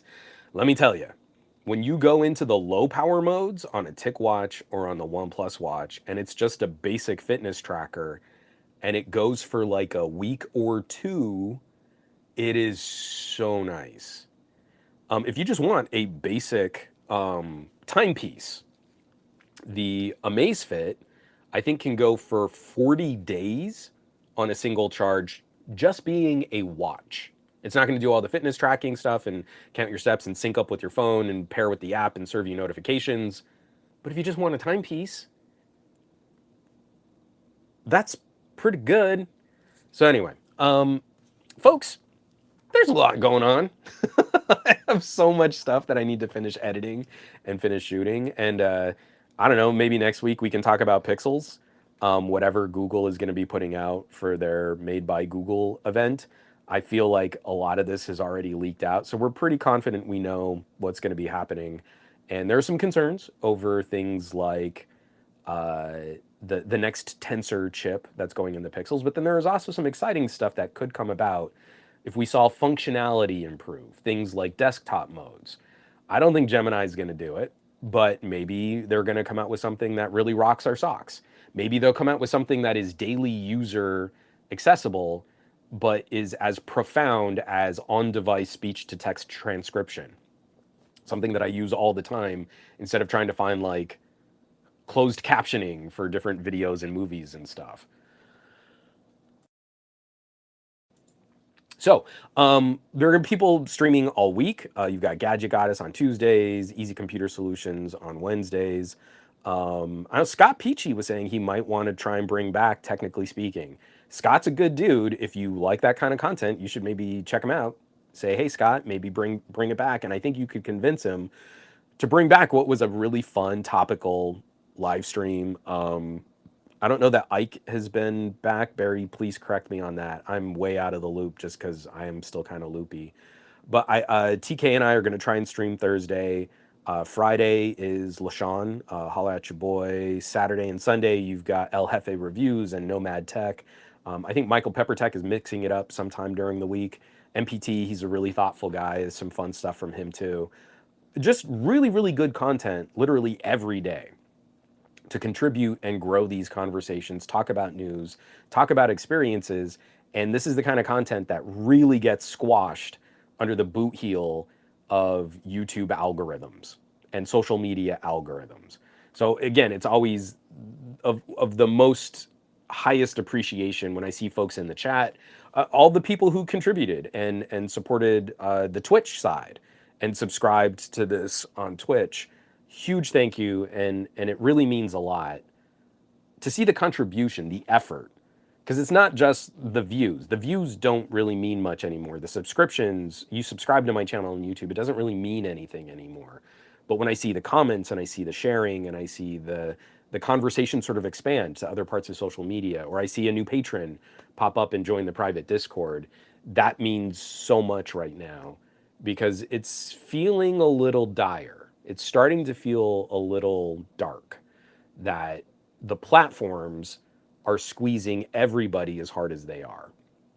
We have to make that extra effort to continue supporting the content that we really like. So folks, I hope you have an amazing week. Please stay tuned because there's a lot of stuff coming to all of these channels, and mine own included. And I'll catch you back here next week for another episode of the Monday Morning Tech Chat Show on the SGGQA podcast channel. Be safe, take care. As J-Man would say, stay hydrated, especially here in the South, in the United States. It's going to get real hot over the next couple days. I'll catch you back here next week for another episode. Be safe, take care of yourself so you can keep taking care of others, and I'll catch you back. I love you all.